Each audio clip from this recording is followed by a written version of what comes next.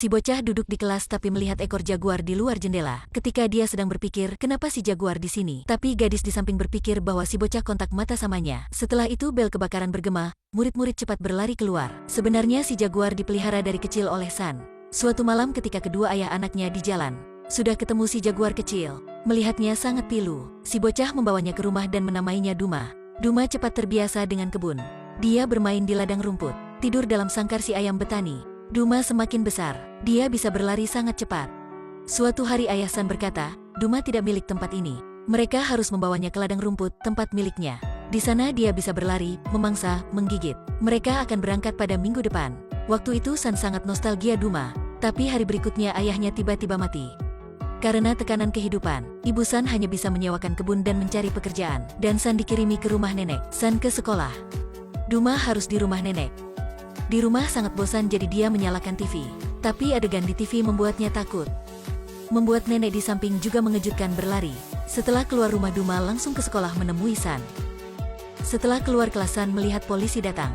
Dia cepat mencari Duma. Ketika ke toilet, para mahasiswa bulinya ketika mereka mulai pukul. Sudah melihat Duma di pintu toilet, mereka mengejutkan berlari. Setelah itu San membawa Duma lari diri dengan pintu belakang ke ladang rumput di gunung kecil. Dia akhirnya menyadari bahwa Duma tidak milik tempat ini. Ketika ke rumah, dia mengunjungi kuburan ayahnya. Setelah itu meninggalkan ibu surat dan bersepeda motor ayah berangkat. Satu orang, satu motor dan satu jaguar berjalan di jalan pasir dan angin. Ketika mereka ke tanah salinitas, motornya habis bensin. San hanya bisa turun. Tak tahu sudah berlari berapa lama. Mereka ketemu mayat pesawat, dan jadi keduanya langsung tidur dalamnya. Pada dini ketika belum subur, sudah mendengar ada orang mencoba menyalakan motor. Menuju baru menemukan itulah si hitam bernama Rip. San membahas sama Rip jika memberinya minum air, dia akan memberinya bersama memakai motor. Setelah minum air San langsung memperbarui motor. Berkat angin dan layar, motor pasti bisa berjalan. Dan jadi mereka keluar tanah salinitas. Rip juga menemui air, tapi hanya air saja tidak baik. Waktu itu Duma mengejar seekor burung unta. Ketika keduanya sampai, keduanya melihat si jaguar tidak menangkap burung unta. Tapi ada telurnya, jadi tidak kelaparan. Waktu itu Rip tiba-tiba mengeluarkan ide jahat. Dia membujuk San menjual Duma. Begitu akan mendapat banyak uang. Tapi San berkata temannya tidak bisa dijual. Rip tanya San ingin kemana sekarang. San mengeluarkan peta menunjuk Rip. Rip berkata tempat itu sangat bahaya. Dia akan menjadi mangsa singa. Tapi setelah sesaat tak bisa mengancam. Rip berniat lebih jahat. Dia berkata dia sangat memahami tempat ini. Jadi bisa mengantar San. Begitu si bocah bisa cepat datang. Baru berlari sedikit, San melihat kompas dan tahu salah arah. Tapi dia juga tidak berkata. Ketika mereka ke satu tempat bobrok, di sini Rip mengambil tombak. Dia berkata bahwa bisa membuat senjata jadi simpannya. Hari itu di jalan, mereka melewati tambang berlian terbengkalai.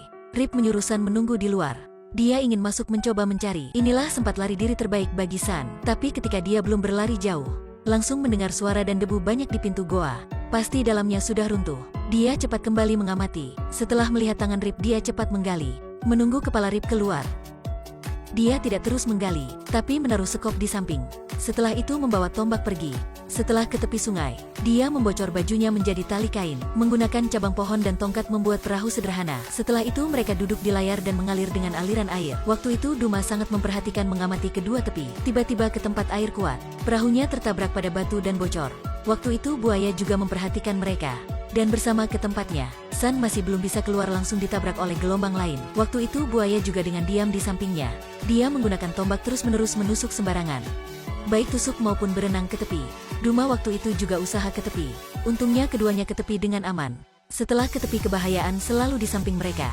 Di ladang rumput ada singa, kerbau dan kuda Nil. Setiap binatang sangat bahaya. San dan Duma perlahan dalam rumput. Ketika keluar, kawanan kerbau sedang menuju ke mereka.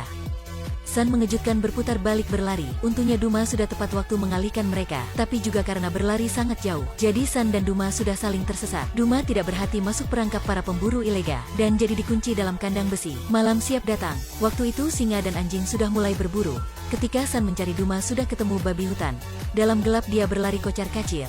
Dan tidak berhati dan pingsan. Ketika dia terbangun. Di sampingnya adalah Duma dan Rip. Ternyata Rip merasa malu jadi mengikutinya. Dan sudah menyelamatkan Duma dari perangkap, dan teman San dalam kandang babi hutan. Waktu itu San sudah memaafkan Rip. Dia tidak harus membiarkan Rip di sana. Rip juga memaafkan San. Dia tidak harus berniat buruk. Rip berkata alasannya di sana. Sebenarnya Rip milik suku di ladang rumput. Dia ingin keluar suku ke kota bekerja. Hasilnya di kota tidak sama dia berpikir. dan sepenuhnya tidak ada pekerjaan cocoknya. Ketika kembali sudah terjebak di tanah salinitas itu, mereka sudah habis makanan dan minuman. Suatu hari mereka melihat seekor antelop. Duma cepat menerkam, hanya bisa menangkap si antelop sudah bisa mengatasi makanan malam. Tapi Duma tak ada pengalaman berburu, bahkan bulu antelop juga tidak bisa menangkap. Malam itu ke tepi sungai mereka ketemu beberapa orang sedang menari, dan ada banyak makanan enak. Hari berikutnya San dan Rip ke bawah rumah.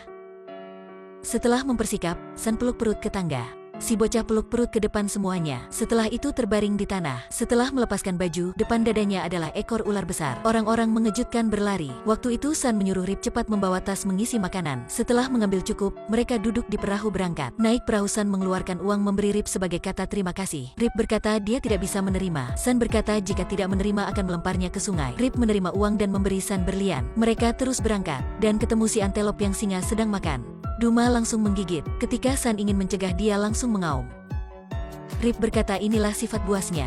San tahu sampai waktu harus berpisah Duma. Dia harus terima hal ini. Pada malam mereka beristirahat dalam sebuah goa. Rip berkata dia pernah ke sini. Melihat gambar-gambar di tembok sudah tahu goa ini ada dari lama.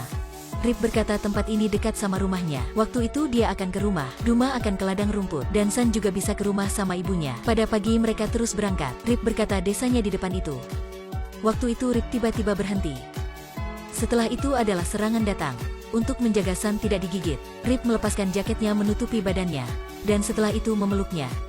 Dan dia digigit dengan gila oleh serangga. Setelah serangga melewat, Rip sudah digigit sampai benjolan. Dan juga tidak ada kekuatan untuk berangkat. Waktu itu seekor singa di jauh melihatnya. Rip berkata cepat menyalakan baru hindari serangan singa. Tapi waktu itu hujan. Rumput itu sudah basah jadi tidak bisa menyalakan. Rip langsung menggunakan jumlah uang San beri. Setelah menyalakan api, penyakit Rip semakin parah. Dia berbaring di tanah dan bernafas dengan susah.